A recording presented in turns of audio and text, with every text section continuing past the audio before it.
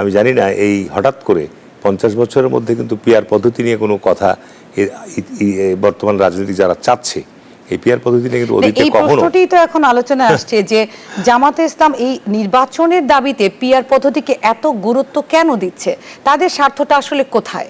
এখন জামাত ইসলাম তো আপনার গত ৪০ বছর যাবৎ বাংলাদেশ স্বাধীনের পর নিবন্ধিত পাওয়ার পর তারা দীর্ঘ সময় বিএনপির সাথে তাদের পথ চলা এবং তারা বিএনপির সঙ্গেই জোটবদ্ধ আন্দোলনও করেছে এবং বিএনপির সঙ্গে আপনার জোটবদ্ধ নির্বাচনও করেছে। এখন ৫ই আগস্টের পর জামাত ইসলামের যে তৎপরতা বা কর্মকাণ্ড তাদের এমন একটা আবহাওয়া যে জামাত ইসলাম হচ্ছে এই মুহূর্তে নির্বাচন দিলে তারা ক্ষমতায় আসবে।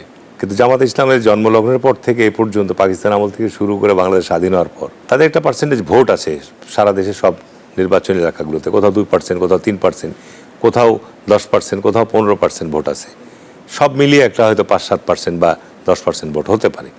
কিন্তু এলাকা ভিত্তিক তাদের নির্বাচনের মধ্য দিয়ে আসন জেতার মতো ভোট সংখ্যা আছে কিনা সেটা কিন্তু নির্বাচনে অংশগ্রহণের মধ্য দিয়ে এটা বোঝা যাবে যে তারা তো দীর্ঘ ১৫ বছর রাজনৈতিক কর্মকাণ্ড একটা নিষিদ্ধের মধ্যে ছিল।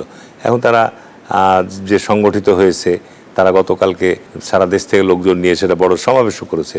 সুতরাং নির্বাচনের মধ্য দিয়ে তারা জনগণের মতামতটা প্রতিফলন ঘটুক যে এখানে জনসাধারণ পিআর পদ্ধতি চাচ্ছে কিনা। তবে পিআর পদ্ধতির মধ্যে দিয়ে দেশের গণতান্ত্রিক ব্যবস্থা নষ্ট হবে এবং দেশের স্থিতিশীলতা নষ্ট হবে, পার্লামেন্টের স্থিতিশীলতা নষ্ট হবে। স্বাভাবিক কারণেই আমি মনে করি এই বিষয়গুলো আরও চিন্তা ভাবনা করা তাদের প্রয়োজন রয়েছে। এখন তারা হয়তো চিন্তা করছে যে আমরা আমাদের 1%, 2%, 3% যে ভোট আছে আমরা তো নির্বাচনে দাঁড়িয়ে কোথাও একটা সিটও পাবো না, আরো ছোট দলগুলো। জনাব হারুন রশিদ, আরেকটি বিষয় যদি বলতে চাই, আজকে বিকেলে কিন্তু একটা ব্রিফিং হয়েছে জাতীয় ঐক্যমত্য পরিষদের যে আলোচনাটি, যে সব দলকে একটি মিউচুয়াল একটা গ্রাউন্ড করার চেষ্টা।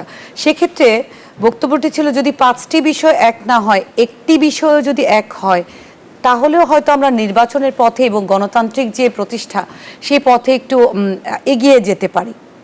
তো সেক্ষেত্রে আসলে আপনার বিবেচনাটা কি, যে আমরা যে কোয়ালিটি বলছি যে গণতন্ত্রকে আমাদের ফিরিয়ে আনতে হবে এবং স্বৈরাচারী যে সরকার ব্যবস্থা পতন ঘটলো গত জুলাইতে, তাহলে এই পিআর পদ্ধতির সাথে এই গণতান্ত্রিক পদ্ধতি কি সাংঘর্ষিক হচ্ছে না আমাদের দেশের প্রেক্ষাপটে? আমি সেটা সাংঘর্ষিক বলবো না। এখানে বিষয়টা হচ্ছে যে আপনি বাংলাদেশ স্বাধীনের পর থেকে নির্বাচনী ব্যবস্থা নিয়ে তর্ক বিতর্ক চলে আসছে এবং আমাদের গণতান্ত্রিক চর্চা সবসময় বাধাগ্রস্ত হয়েছে এবং গত ১৫ বছর এই আওয়ামী লীগ সরকার আপনার যে একতরফা নির্বাচনের মধ্য দিয়ে ক্ষমতা কুক্ষিগত করে গেছিল। আপনার গত জুলাই আগস্টের মূল দাবি ছিল শেখ হাসিনার পদত্যাগ, এক দফা এক দাবি শেখ হাসিনা কবে যাবি। এরপরে আপনার একটা রক্তপাতের মধ্যে সরকার বিদায় হয়েছে, কিন্তু এখন মানুষের সবচেয়ে দাবিটা কি, যে একটা অবাধ সুষ্ঠু নিরপেক্ষ নির্বাচনের মধ্য দিয়ে দেশে একটা গণতান্ত্রিক যাত্রা শুরু করুক।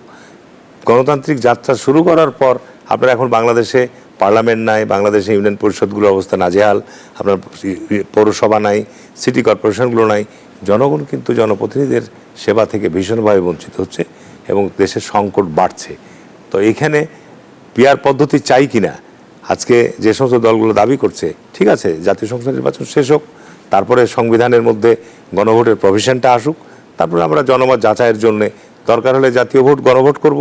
গণভোটের মধ্যে দিয়ে যদি আপনার পিআর পদ্ধতির ব্যাপারে জনসাধারণ মতামত দেয় তখন পিআর পদ্ধতির দিকে আমরা অগ্রসর হব।